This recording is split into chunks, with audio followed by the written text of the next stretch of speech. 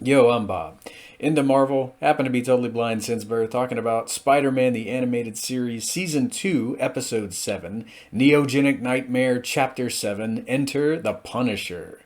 This premiered on November 4th in 1995. It's Episode 20 of Spider-Man the Animated Series overall. Spoilers ahead, so if you haven't watched the episode, I'd advise you to go do that or you're going to get spoiled. That being said, jumping right in and you were warned.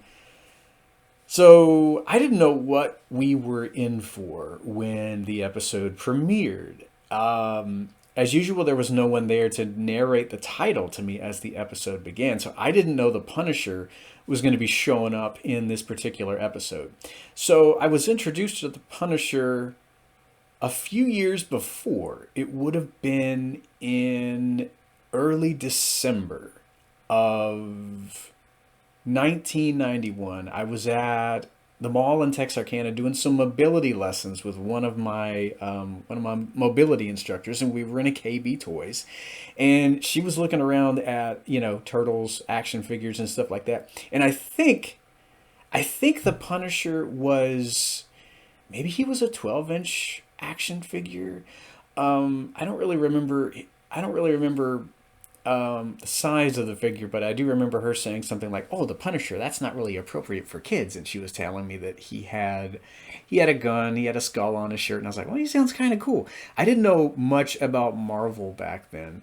And that was the only time I'd come across this character outside of Spider-Man the animated series. So, I mean, he could have been a smaller action figure. I just remember being in the mall, trying cheesecake brownies from Great American Cookies for the first time. I do remember that too, and getting to get a little bit of information about the Punisher. But in this episode, man, he is large and in charge. But before we get to meet him, I like how Aunt May, she's looking for Peter because she thinks she heard a noise. She's like, "Peter, are you developing your pictures? I heard a noise." I was like, "Yeah, I'd say you did hear a noise. I mean, he was screaming no at the top of his lungs. Stuff was falling over. Uh, yeah, I think you did hear something, Aunt May. You might want to go check out what's going on in there." But he has, I think he snuck out the window. I still don't know because no audio description in these older episodes.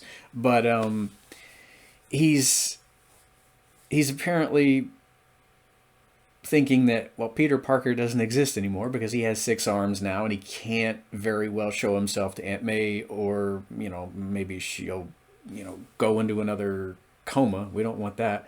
So he's kind of skulking around the place in Queens there. And then we get to see these criminals who have abducted a woman. They're wanting her husband to pay the ransom, but you have Frank busting up in there, and I think two of the criminals. One is voiced by Jennifer Hale. I'd recognize that voice anywhere. Of course, she's Felicia Hardy in the show. And another one, I think his only line is just "waste him." It sounds like Jim Cummings.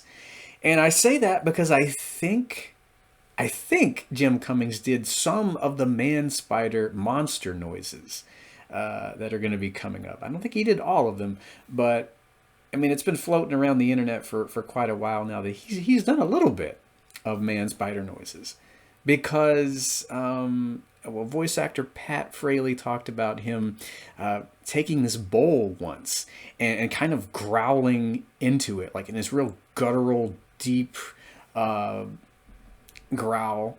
And I wonder if that's how the man spider monster noises were made, maybe pitched down quite a bit too. I still don't know. But the man spider monster sound effects, some of them were used for Serpentera in Mighty Morphin Power Rangers. If you watch these episodes and then you watch the Power Transfer two-parter, you're going to hear Serpentera and Man Spider sounding quite a bit alike here, which is kind of cool. They also used, I do believe, Dragon Zord sound effects for Man Spider in Duel of the Hunters in the next episode. Sorry about the weird sound effect tangent, but I always thought that kind of stuff was neat, how you would run across sound effects you'd hear in one show used in another. So you've got Frank saving the girl. And speaking of Power Rangers, Microchip, his buddy, who I guess gets all of his assignments for him, is voiced by Robert Axelrod, who voiced Lord Zed in Power Rangers. So you have another Power Rangers connection in this particular episode, which I always loved Robert as Finster Zed, and here we have him as Microchip, and he's letting Frank know that, hey, you're going to have to take on Spider-Man because he's apparently kidnapped a student. Of course, we all know that Spidey didn't do it. Felicia is just willing to blame anybody, and of course Spider-Man happened to be there, so she's apparently thinking Spidey did it. New York is thinking Spider-Man did it. So JJ is running with it. We have him in this episode fear-mongering, saying, lock your windows, bolt your doors.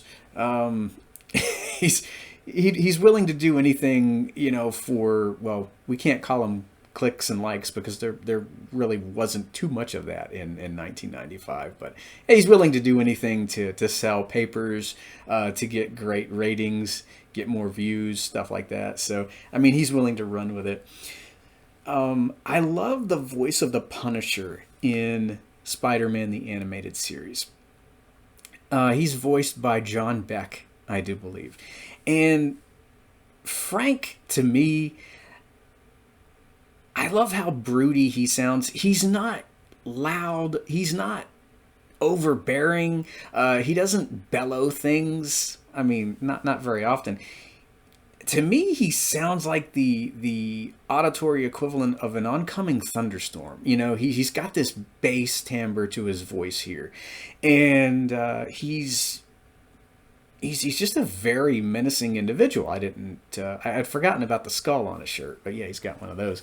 So Spider-Man decides to head to Mariah Crawford, and she kind of drops something. I think breaks it when he shows up because, well, she sees that her serum accidentally progressed the mutation rather than slowing it down. So she takes a blood sample, and I love how just before they're able to talk more about it, you have Morbius showing back up at the hospital. Everybody thinks it's Spider-Man. Yeah, and this is when JJ decides to bank on Spider-Man finally going berserk, and he's doing the lock your windows, bolt your doors thing, making everybody afraid, doing his fear-mongering that he's known for in more than one incarnation of Spider-Man.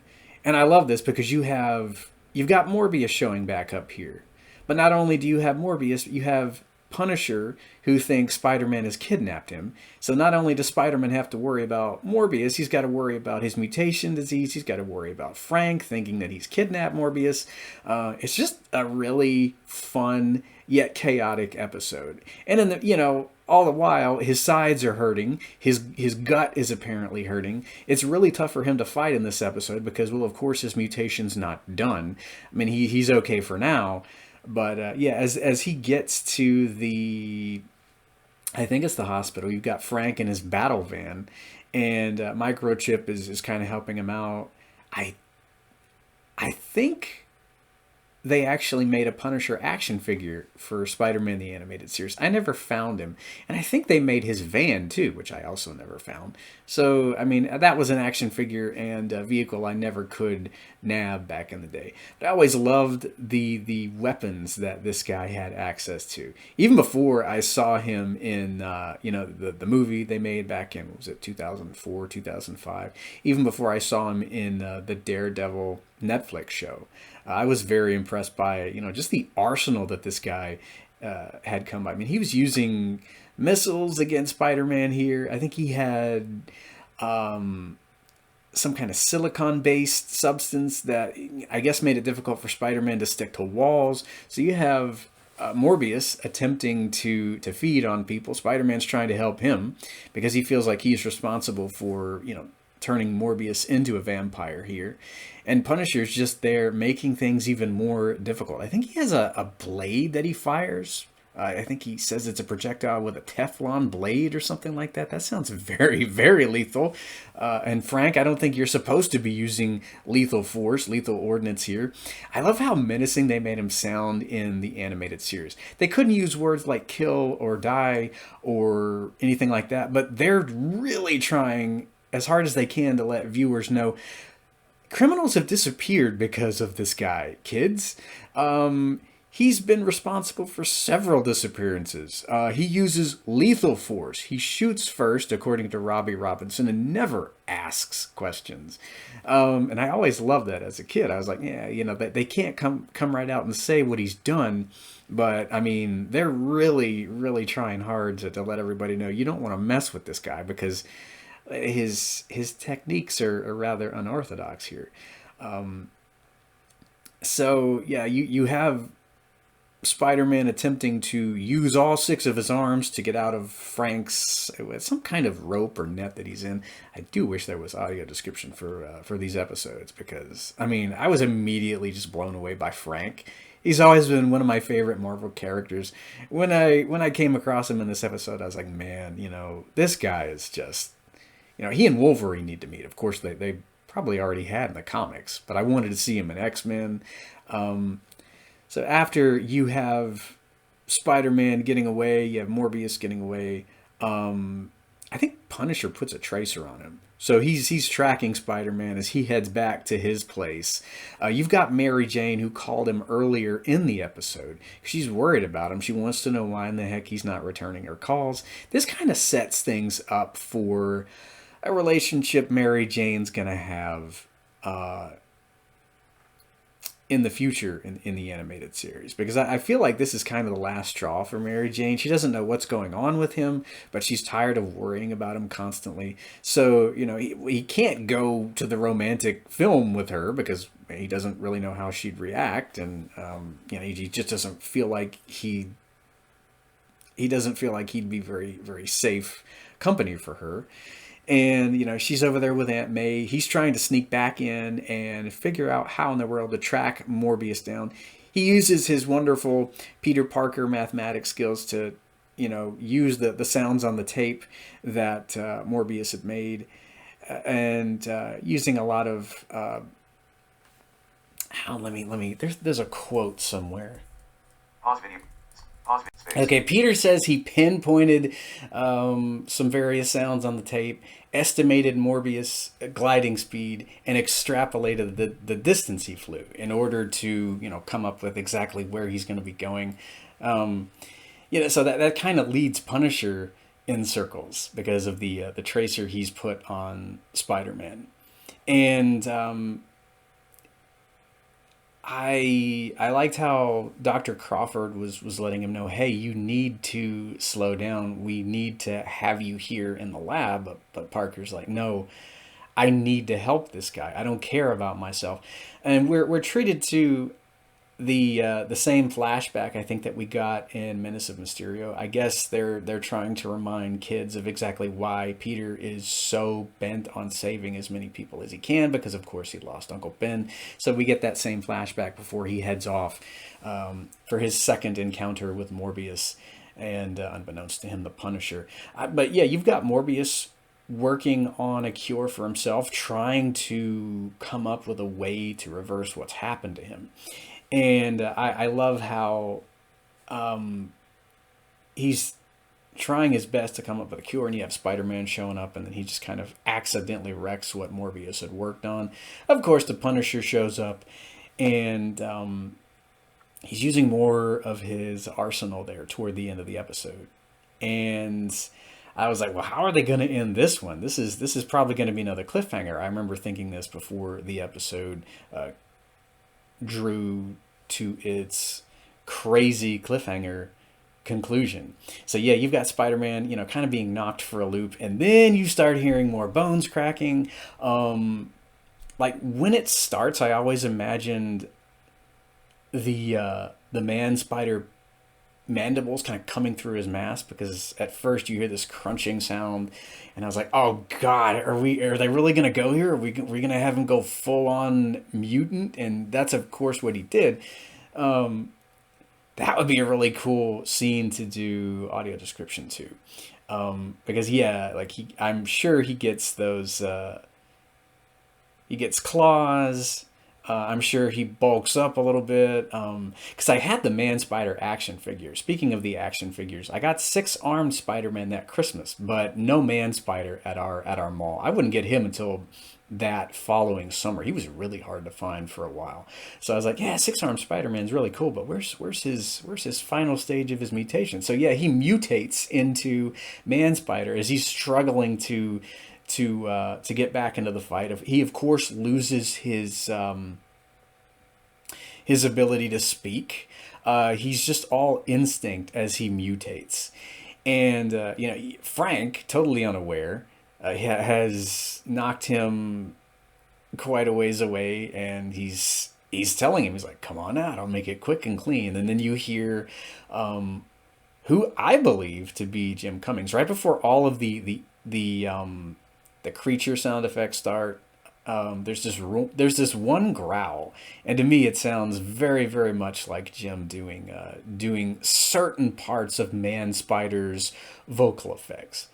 Um, and that's the way the episode ends. I think my brother, I remember when he was watching it, he's like, yeah, you see the claw kind of coming in and grabbing his flashlight, because we were able to talk about it, I think, just a little bit, because I called him that particular weekend. We were both able to see the episode, and I mean, we were so many miles away from each other most of the year.